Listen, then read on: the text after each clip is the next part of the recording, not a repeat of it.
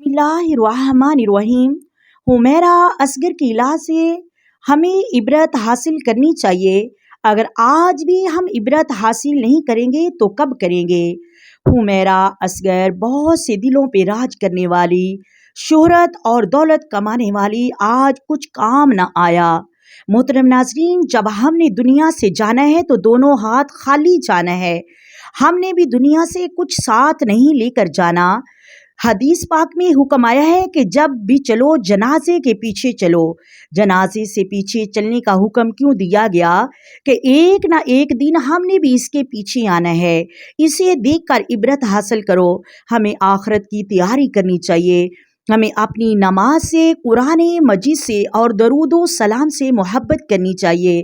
ہماری نماز نے، قرآن مجید نے اور درود و سلام نے ہمیں آ کر ہماری قبر کو روشن کرنا ہے، ہماری قبر میں نور کا دیا بن کر آنا ہے۔